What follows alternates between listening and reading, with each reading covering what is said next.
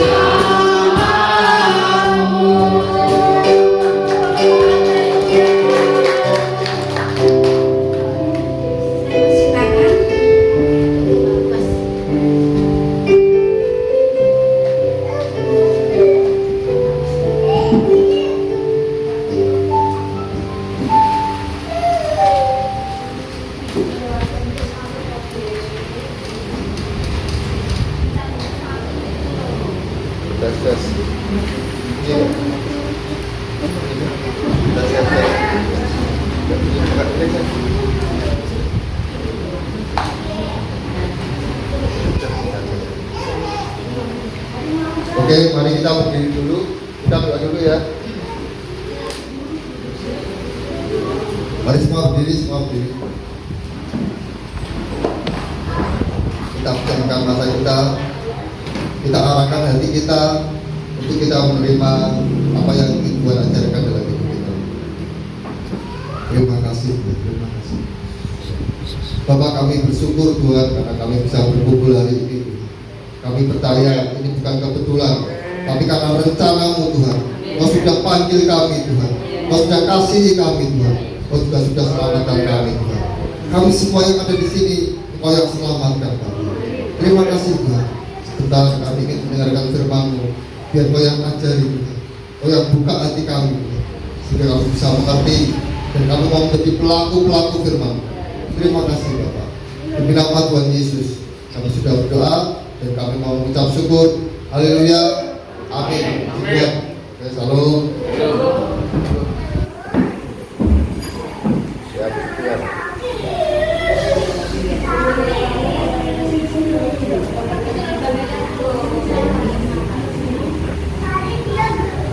Oke ya. Gimana, enak dingin nggak? Dingin toh? Saya aja biasanya panasan, ini nggak panas. Ya puji Tuhan ya. Hari ini saya ingin ajarkan sesuatu yang menurut saya ini perlu kita semua tahu. Perlu tahu karena ini hal yang sangat amat penting sekali menurut saya. Jadi kalau bagi saya kekayaan itu nanti lah. Ya kaya itu sebenarnya kepercayaan.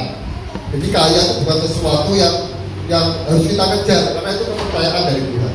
Kalau kita semakin dipercaya, kita bisa dipakai Tuhan, ya kita akan terus diberkati Tuhan. Tapi kalau nggak bisa diberkati Tuhan, nggak bisa dipercaya, ya tunggu waktunya untuk jatuh. Oke, hari ini saya ingin ajarkan siapa yang percaya kita ini anak-anak Allah. Ya, oke. Mari kita baca dulu di 1 Yohanes 4 ayat 7. 1 Yohanes 4 ayat 7.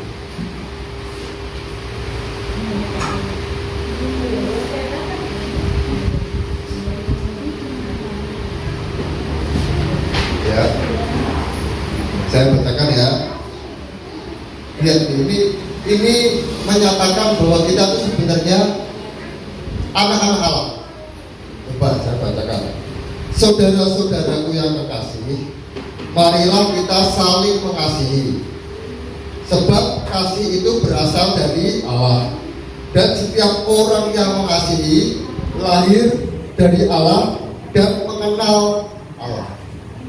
Kata lahir itu berarti ada kata lahir dari Allah. Kita kalau orang ibu melahirkan, berarti yang dilahirkan anaknya ya otomatis ya. Nah, lahir di situ apa Tuhan beranak, kemudian Tuhan melahirkan anak itu enggak seperti itu. Tapi kata lahir di sini sebenarnya dalam bahasa Yunani ini, kalau bahasa Perjanjian Baru itu ada ditulis dalam bahasa Yunani. Ya, ini saya selalu untuk tahu aja. Jadi kata lahir di sini aslinya ditulis genoa. Artinya itu kayak gen. Tahu gak gen? Genetik, tahu gak genetik? Genetik itu gini. Kalau misalnya saya anaknya ibu saya, terus rambut saya dicek sama rambut ibu saya, itu ternyata sama, genetiknya sama. Karena saya anaknya gitu. Kalau saya sama Pak Daud ya mungkin beda karena genetiknya beda. Jadi kata lahir di sini sebenarnya kita tuh punya gen yang sama dari Allah. Bukan dilahirkan ya, tapi gen kita tuh sama dari Allah. Ya, jadi kata aslinya, kata lahir itu kita tuh gen dari Allah. Kata aslinya seperti itu.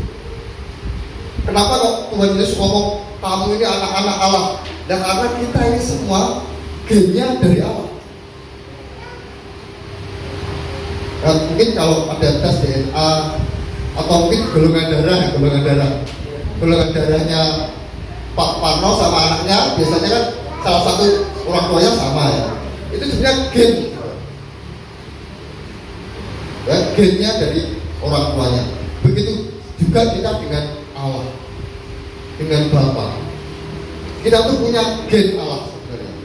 Makanya Tuhan selalu ngomong kita ini anak-anak Allah. Ya karena memang bahasanya seperti itu. Dan kemudian kita ini lahir dari Allah, bukan lahir-lahirkan seperti yang saya katakan tadi, tapi gen kita itu dari Allah dan mengenal Allah. Mengenal ini saya tulis ya, bahasa Yunaninya ginosko. Itu artinya kita, karena kita punya gen Allah, maka kita mengenal Allah dan kita mengenal Allah sebetulnya. Nah, masalahnya di sini dikatakan seperti ini. Saudara-saudaraku yang kekasih, marilah kita saling mengasihi. Sebab kasih itu berasal dari Allah. Dan setiap orang yang mengasihi, maka dia punya gen Allah dan dikenal Allah. Jadi kalau nggak mengasihi, ini tanda tanya, gennya dari mana? Loh itu betul. Manusia itu gennya dari Allah. Jadi pada hakikatnya manusia itu punya rasa kasih. Itu. Makanya sini kalau misalnya lihat sinetron atau lihat apa yang temanya kasih, ada yang nangis kan? Kalau lihat orang, orangnya baik banget, itu nggak tersentuh nggak hatinya? Karena itu gen kita. Gen kita tuh kasih sebenarnya. Gen kita tuh kasih. Sering ibu saya tuh misalnya lihat apa itu cerita hebat ya Pak itu ya, mau nolong orang ya. Dan karena dalam hatinya semua orang itu ingin mengasihi. Karena itu gen kita dari Allah. Kalau kita nggak mengasihi itu bahaya. Karena gini, gen ini sebenarnya ingin dirusak sama iblis, ingin dihilangkan sama iblis. Makanya di Matius 7 itu dikatakan seperti ini. Matius 7 ayat 23. Ya, ada Matius 7 ayat 23. Biar semuanya. Jadi ini ya menurut saya penting karena jangan sampai kita ini sebenarnya menyajikan Allah, tapi kemudian nggak ginosko, nggak dikenal Allah. Ya ini coba baca. Ini pada akhir zaman Tuhan Yesus berkata gini. Pada waktu itulah aku akan berterus terang kepada mereka dan berkata, aku tidak pernah mengenal kamu. Kenapa aku nggak dikenal? Kenapa kok Tuhan nggak kenal? Karena dikatakan, enyahlah daripadaku kamu sekalian membuat kejahatan. Itu kayak gennya itu diambil, dicuri. Akhirnya gen kasih kita tidak ada. Kita jadi membuat kejahatan. Orang yang membuat kejahatan, gennya itu kayak hilang. Akhirnya Tuhan nggak kenal ke sopo itu anakku ini. Karena sudah berbeda. Gen kasihnya udah nggak ada. Ini sebenarnya yang dipakai iblis. Makanya kalau keluarga sering bertengkar, suami istri, pelayanan atau apapun juga, itu sebenarnya kan rencana iblis untuk mengambil gen kasih itu. Siapa yang sini suka bertengkar? Jangan ya, hati-hati. Karena jangan sampai kita ini nggak dikenal Allah, karena gen kita nggak ada lagi. Gen kasih kita dari Allah nggak ada lagi. Saya itu kan orang kaya, tapi satu hal yang paling saya suka itu kasih. Makanya di mobil itu saya tulis pertama kali saya dikasih mobil itu, saya tulis Allah adalah kasih. Karena kasih itu yang paling utama. Kalau kita baca di 1 Korintus 13, coba 1 Korintus 13.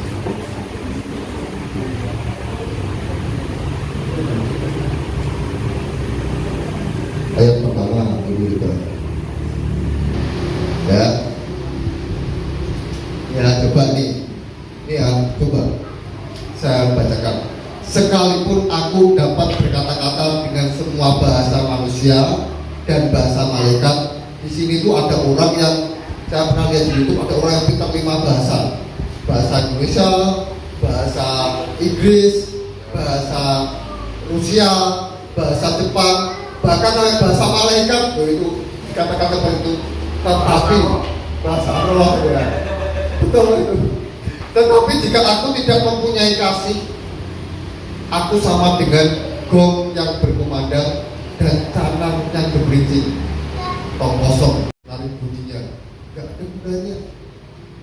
Kamu bisa bahasa manusia apapun juga, ngomong sama orang Jepang, sama orang Rusia, bisa semua. Tapi kalau nggak ada kasih, nggak berguna, nggak berguna. Terus lagi ya, sekalipun aku mempunyai karunia untuk bernubuat dan aku mengetahui segala rahasia dan memiliki seluruh pengetahuan. Ya, di sini kalau ada yang S2 ada nggak?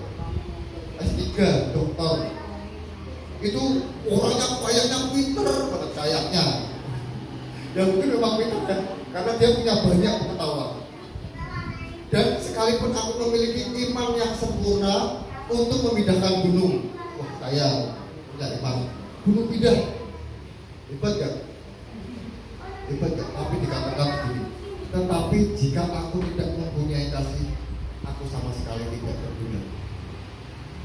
Saudara bisa sekolah SD, SMP, SMA, S1, S2, S3, ada lagi selainnya, profesor, ya betul. Profesor, saya pernah ketemu sama dokter, ya, kemudian saya tanyain, habis ini kamu mau ngapain? Tak tanyain gitu. Apa ingin jadi rektor? Kan dia dosen di universitas negeri di daerahnya. Terus dia bilang, Pak, kalau cuma jadi rektor, saya buat universitas sendiri Pak. Karena dia orang punya. Terus saya otomatis jadi rektor. Tapi enggak, saya ingin jadi profesor. Oh, keinginannya seperti itu. Itu orangnya hebat, pintar, rendah hati. Tapi dikatakan kalau tidak mempunyai kasih, sama sekali tidak berguna. Bahkan dikatakan, dan sekalipun aku membagi-bagikan segala sesuatu yang ada padaku, bahkan menyerahkan tubuhku untuk dibakar, tetapi jika aku tidak mempunyai kasih, sedikit pun tidak ada faedahnya bagi. Jadi kasih itu di atas sekali, di atas sekali. Kita pintar boleh, terus apa? Bisa berbagai macam bahasa boleh. Tapi yang paling penting kita harus punya kasih. Kemarin itu waktu Pak Firman dipanggil ulang Tuhan, saya kan datang, ya saya tanya dulu ke keluarganya Pak Firman, sudah ada yang urusnya atau belum? Saya udah WA di grup, semua harus siap kalau suatu waktu kita harus melayani, saya gitu. Ya semua sudah siap semua, Pak Agus semua siap, Pak El semua siap. Tapi kemudian keluarganya kan ngomong sudah diurusi Mas. Ya kalau sudah diurusi ya sudah, artinya sudah ada gereja yang kursi, masa kita mau rebutan kan nggak bagus juga. Ya udah kalau itu nanti kita bantu apa yang bisa kita bantu kan. Ya yang perlu dibantu apa? Kalau misalnya enggak ya nggak apa-apa. Tapi saya datang dengan teman-teman ya, beberapa di Wiji, ibu saya ya banyak beberapa orang datang yang bisa datang. Pak Man juga datang sendiri jalan kaki. Kemudian saudara kalau memperhatikan, itu ada orang yang tiap kali ada orang datang dia monggo tempat duduknya diambilkan, monggo baiknya.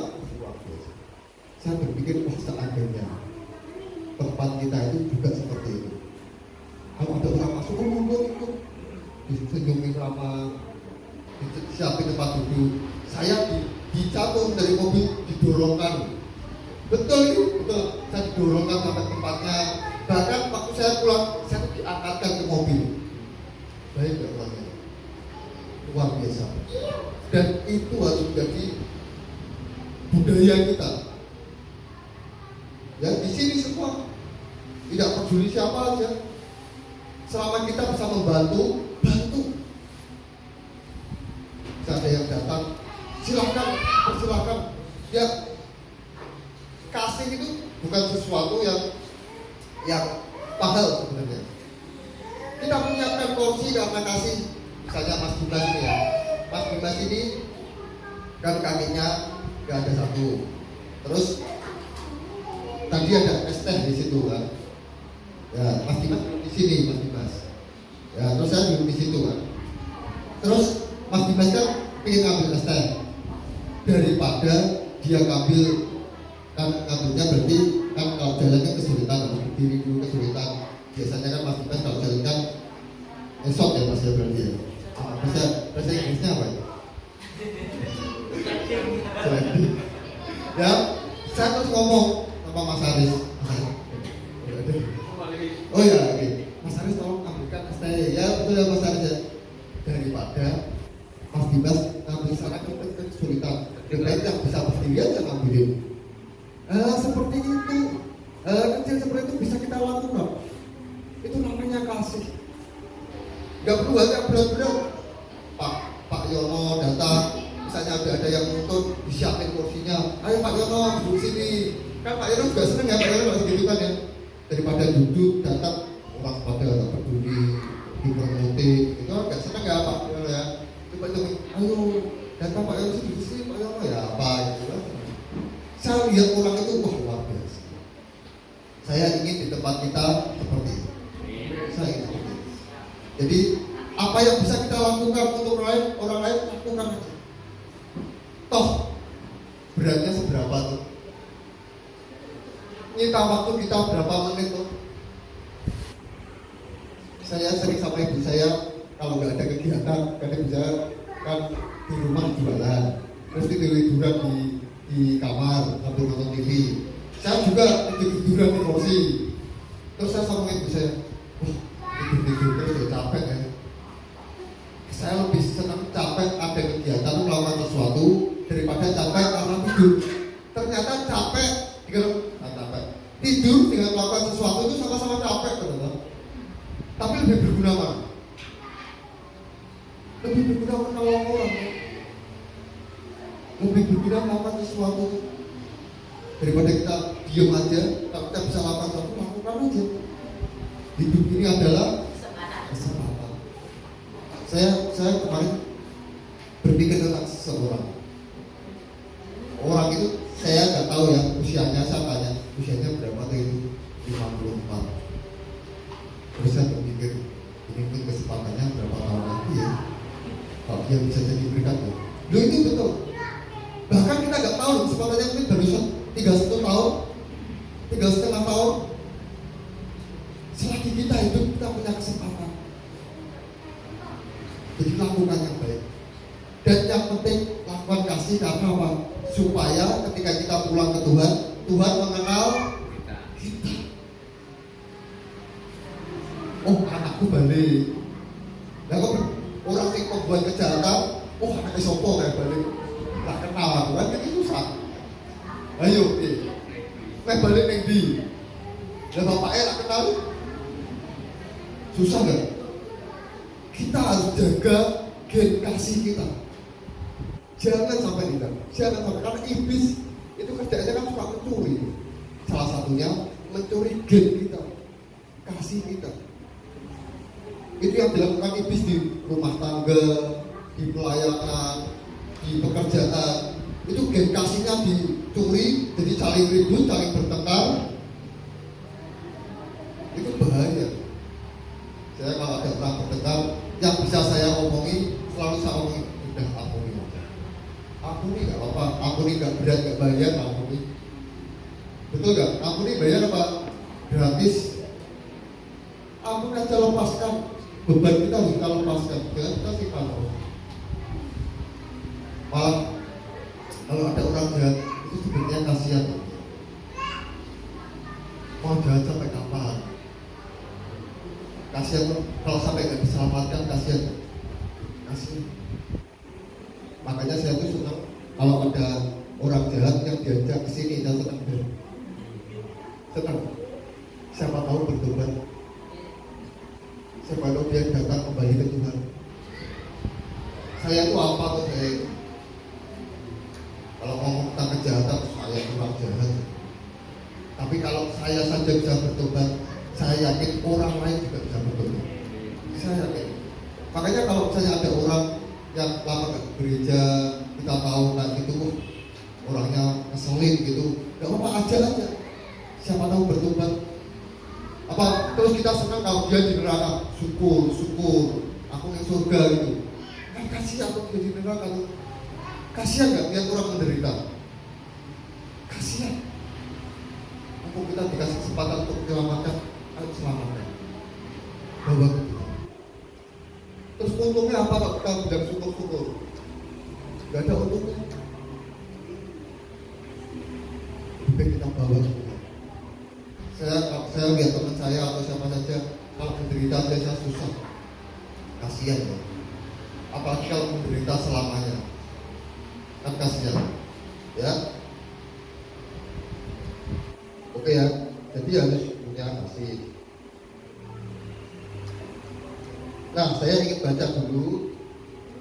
Ini juga ilustrasi atau cerita yang diomongkan Tuhan. Ini kalau Tuhan ngomong itu bukan gosip. Ini pasti terjadi. Ya, pasti terjadi. Kita baca di Matius 25 ayat 31.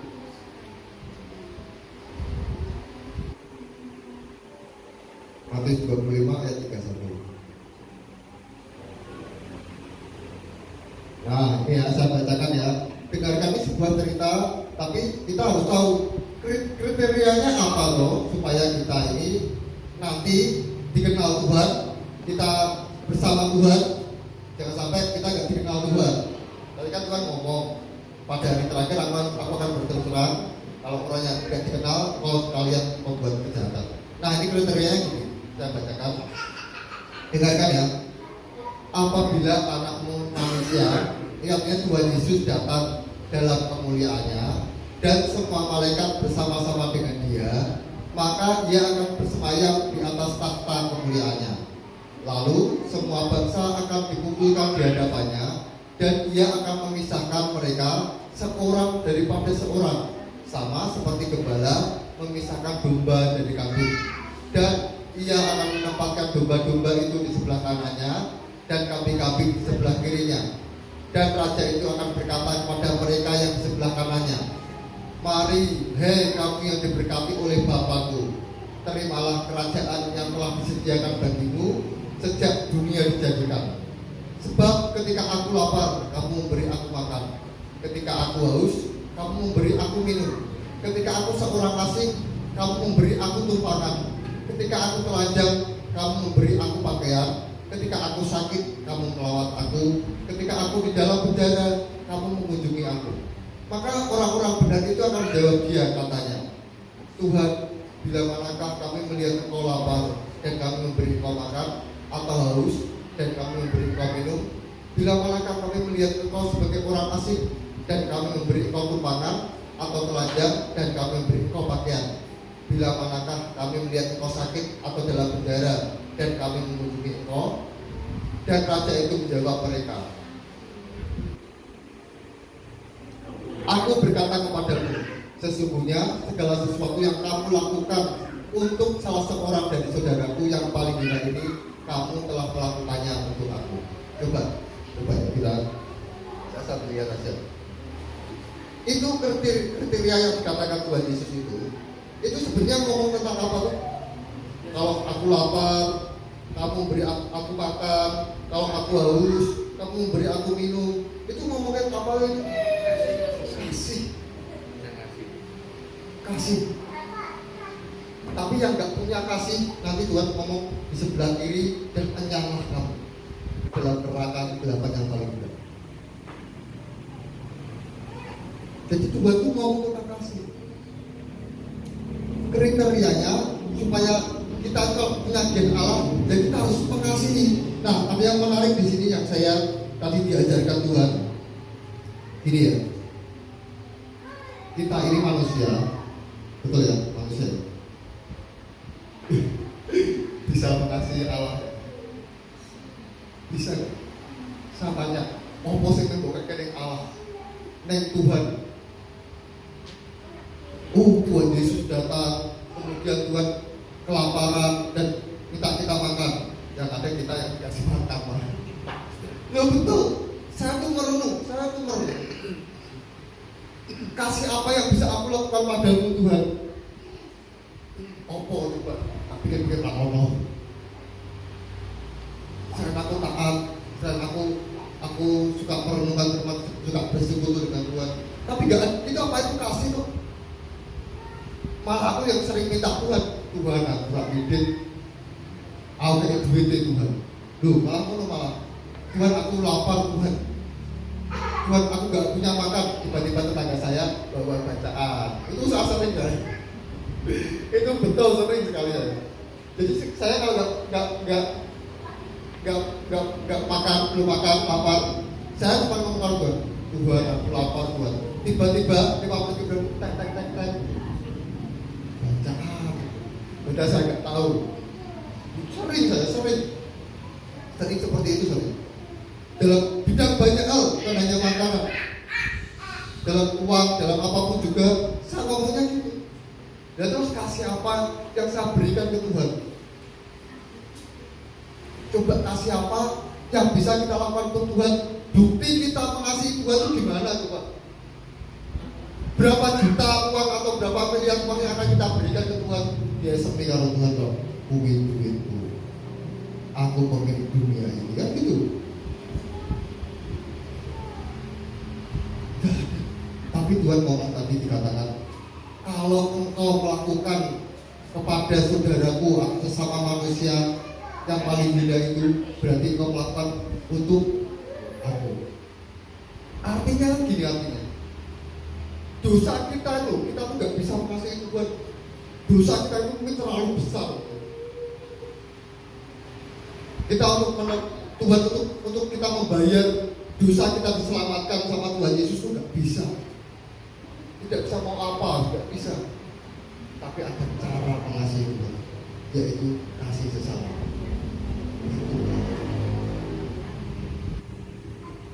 Kalau ada pertanyaan yang mungkin diobong itu Tuhan itu sebenarnya persembahan ini, kalau saudara nggak persembahan itu apa Tuhan aku kayak persepuluhan akal enggak, dan sebenarnya untuk kita semua untuk mengasihi sesama. Tidak mungkin terus ini Tuhan uang Tuhan itu kita koncal gini ya. Nggak bisa tuh. Caranya ya saya mengasihi sesama.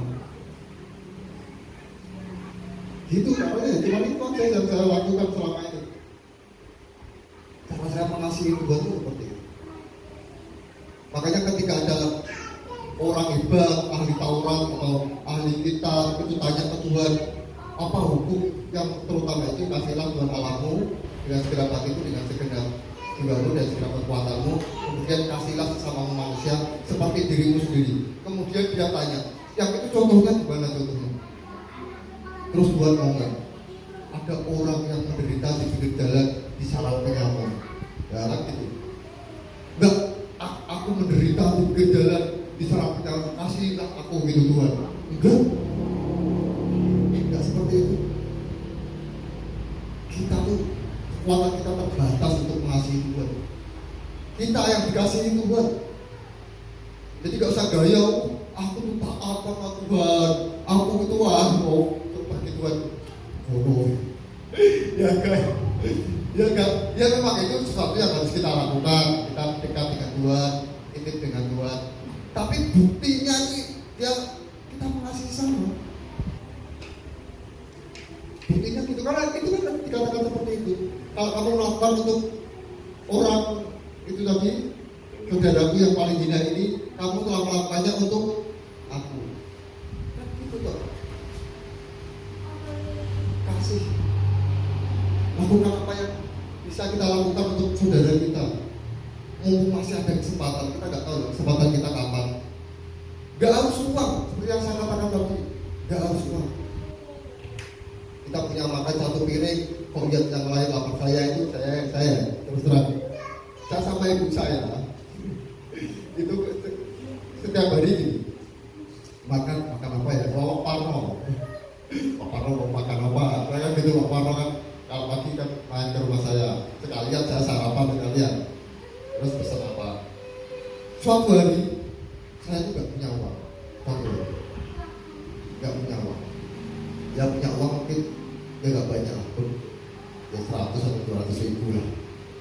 tak itu 100-200 ribu. Bagi yang lain tuh banyak ya, ya banyak. Satu hari saya tuh nggak punya apa, harus main pergi ya, takut nanti kalau bensinnya habis, gitu, misalnya gitu ya. Terus saya dalam hati ngomong, di teh, ya kan, ya saya kalau ya sering buat sesuatu banyak hal yang dilakukan. Terus saya mau mengeluh, saya berpikir gini, apa aku kalau teman-temanku itu banyak yang bahkan uang 10 ribu aja nggak punya. Saya ingat banyak loh, saya kenal banyak di sini yang bahkan 10 ribu aja nggak punya. Kalau saya bingung Pak Marno mau makan apa, dia bingung yang mau dimakan apa. Loh itu, saya tahu pasti saya tahu. Jadi itu apa saya lalu? 100 ribu itu masih sangat banyak. Saya masih bisa beli sate, gudeg, lele, masih banyak. Kalau saya sampai mengeluh, wah itu kebangetan. Akhirnya saya bersyukur, puji Tuhan. Jadi itu kita buat simpel gitu aja. Saya nggak mau mengeluh, saya nggak mau mengeluh, pokoknya nggak mau mengeluh. Saya selalu ingat bahwa Tuhan itu baik. Tuhan itu baik. Dan nyatanya kalau kita semua di sini masih hidup sekarang, masih bisa makan, itu berarti Tuhan itu baik. Karena ada orang yang siapa itu dikasih ventilator, itu makannya pakai hidung, pakai apa ya? Kasihan ya. Kita makan masih punya-punya, masih bisa ditotok free, itu berarti baik. Iya itu baik berarti. Nikmati aja. Tempe itu juga enak, baik. Apalagi pakai sambal kecap, wah itu enak. Ya. Gitu. Tuhan itu baik. Percayalah, Tuhan itu baik. Ya jadi jangan sampai mengeluh. Kalau kita bisa berbagi ke orang lain, walaupun sedikit, kita lakukan aja. Lakukan. Kalau kita bisa menolong orang lain, tolong aja. Saya gitu sih. Gak terlalu mikir yang rumit-rumit, gak rumit-rumit sekali saja. Misalnya ada orang ini orang WA saya, Mas, aku kredit, Mas, utang isi Mas mau Melayu, aku kredit Melayu tanggung, saya kata bisa rasa utang. Nah itu betul itu. Terus kok aku dihapusin nih? Nah, ngapain rumit-rumit berpikir gak gini, gak usah. Kalau kita punya, kita mau bantu, bantu aja, udah selesai. Mungkin jalur sego pusat kamu diteke yang hidup saya.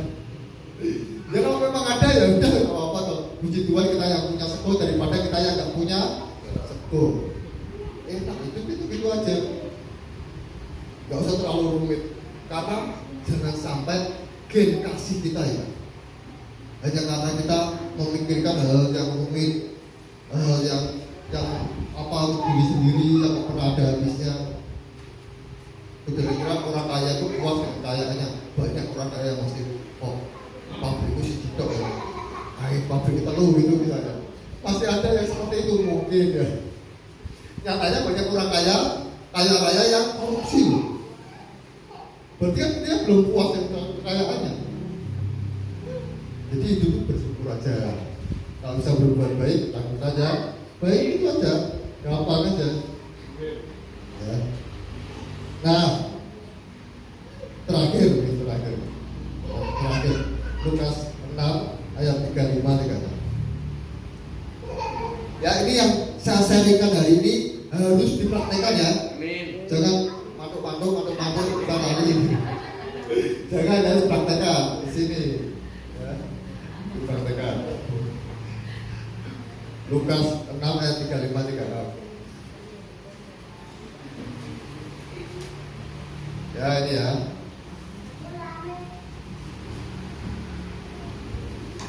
Lukas 6 ayat 35 saya bacakan. Tetapi kamu kasihlah musuhmu dan berbuat baik kepada mereka dan pijakan dengan tidak mengharapkan balasan. Maka upahmu akan besar dan kamu akan menjadi anak-anak Allah yang maha tinggi. Sebab ia baik terhadap orang-orang yang tidak tahu berterima kasih dan terhadap orang-orang jahat. Hendaklah kamu murah hati sama seperti Bapamu adalah murah hati.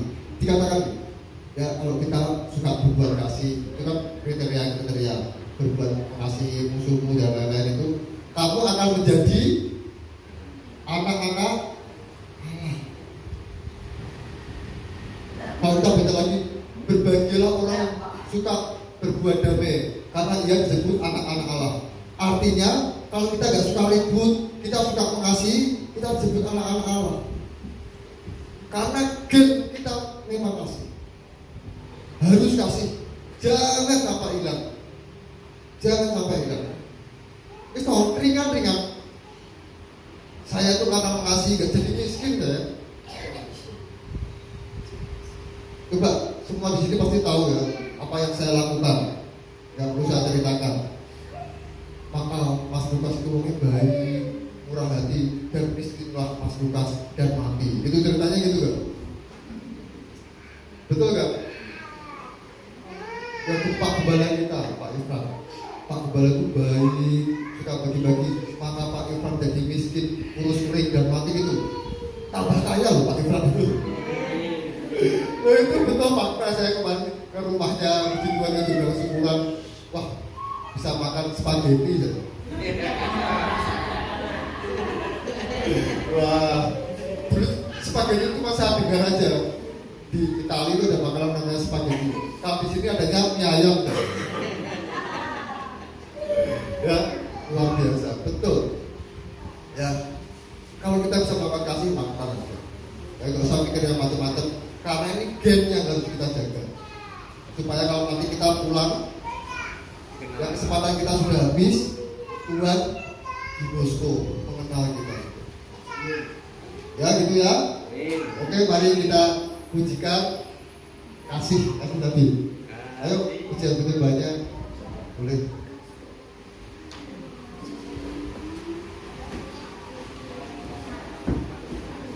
Yang bisa berdiri boleh berdiri, yang nggak bisa nggak apa-apa.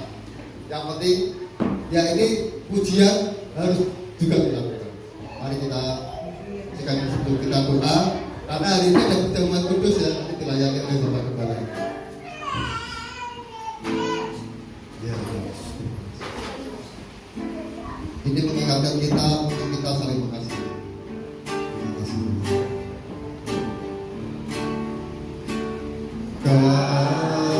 Kasih pasti amanatku, kasih pasti memaafkan, kasih pasti murah hati, kasihmu Tuhan.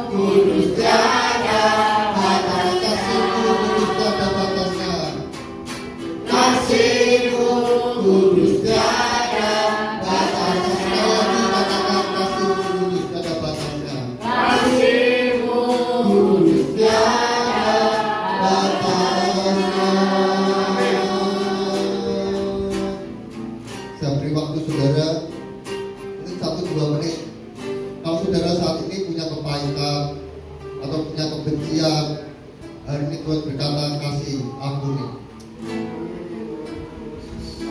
Raka batas sakara lama. Katakan di hadapan Tuhan, aku sudah mengampuni dia, Tuhan. Sebut namanya. Aku ingin mengasihi dia. Aku sudah mengampuni orang yang menyakiti hatiku. Jangan sampai gen kasih kita hilang hanya karena kebencian, hanya karena sakit hati. Katakan di hadapan Tuhan, aku mau mengampuni. Aku mau mengampuni. Raka batas sakara lama. Raka batas sakara lama. Katakan di hadapan Tuhan, aku ampuni dia Tuhan. Aku kasihi dia Tuhan. Terima kasih. Ajari aku mengasihi Tuhan. Ajari aku saling mengasihi dengan keluargaku, dengan suamiku, dengan istriku, dengan anak-anakku, dengan orang tuaku, dengan saudara-saudaraku. Terima kasih. Terima kasih. Terima kasih. Terima kasih. Terima kasih. Terima kasih. Terima kasih. Terima kasih. Ini kami Tuhan, anak-anakmu. Biar kasih kami selalu ada dalam hidup kami. Biar kami saling mengasihi. Biar kami saling mengampuni. Biar kami saling menjadi saluran berkat Tuhan. Saling menolong sesama kami. Terima kasih Tuhan. Sudah waktunya kami datang.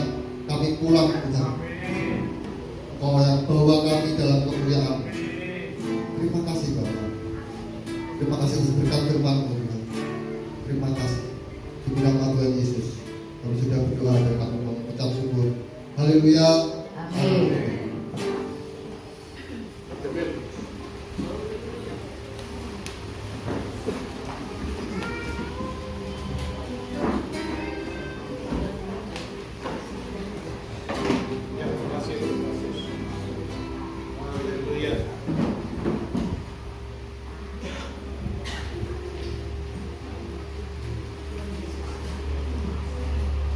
Ya, firman luar biasa ya. Saya juga dulu tuh waktu pertama kenal Mas Lukas, banyak yang cerita. Tuh Mas Lukas tuh walaupun cacat nggak kerja, tapi kok aneh ya, bisa bagi-bagi orang. Wah, itu orangnya luar biasa. Ya, saudara, itulah penting kita mengandalkan Tuhan. Jangan pakai akal pikiran kita. Kalau kita mau diberkati Tuhan, ya Tuhan bilang tuh benih itu dikasih sama Tuhan kepada penabur. Gitu. Jadi di dalam kita memberi itu Tuhan selalu beri lagi. Nah, kita harus makanya mencintai Tuhan dengan segenap hati, dengan segenap jiwa. Apa aja buat Tuhan. Jangan fokus buat dunia ini. Dunia ini akan lenyap dengan keinginan. Apa aja yang kita punya di dunia ini gak akan kita bawa. Itu harus kita tanam di dalam roh kita, di dalam pikiran kita. Nabur, belajar nabur. Karena apapun yang kita tabur itu yang akan kita tuai. Ya, itu pasti kita kalau naburnya kacang pasti dapatnya kacang. Ya, jadi apa aja kita nabur, apapun ya. Dalam hidup ini semuanya untuk Tuhan. Nah, bentar, aku juga mau ngingetin nih. Ada satu lagu tadi yang saya tuh nggak berani ya, nggak semua lagu pujian itu baik. Karena kalau kita mau ngomongnya yang seperti hidup ini adalah kesempatan. Nah itu ya, kita sering nyanyi. Itu ada satu kata-kata yang buat saya itu nggak berani saya buat nyanyiin.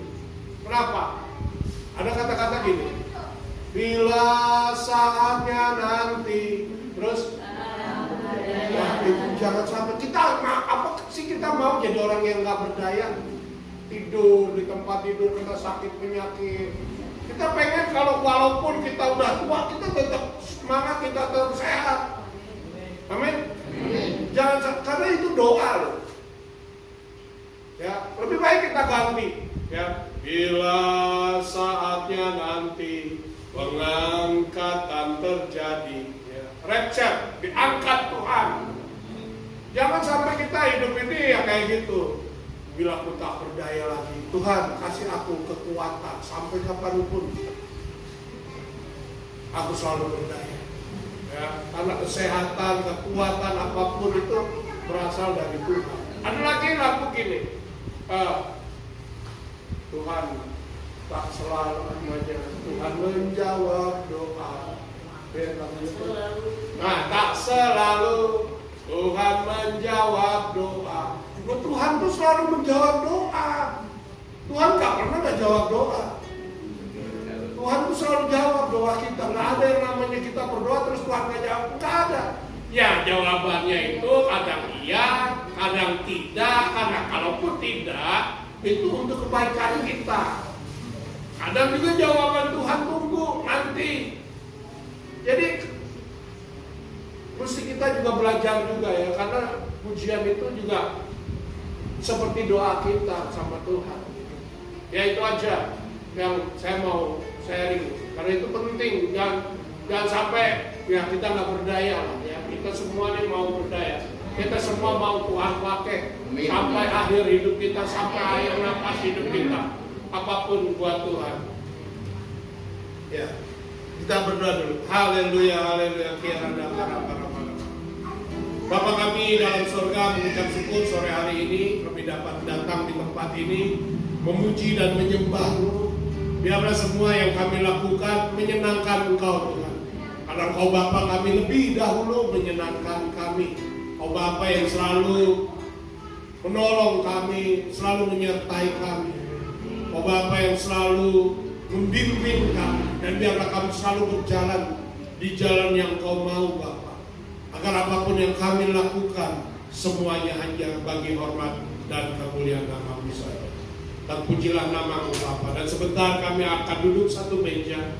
Dan biarlah Kau sendiri Bapa memberkati tubuh, roh dan jiwa kami semua yang ada di tempat ini. Sehingga Bapa kami kuat, kami sehat, bahkan segala sakit penyakit Engkau Bapa yang memberikan kami kesembuhan. Dalam nama Bapa, Putra dan Roh Kudus kami berdoa, mengucap syukur dan memohon pertolongan. Haleluya, haleluya, haleluya. Amin.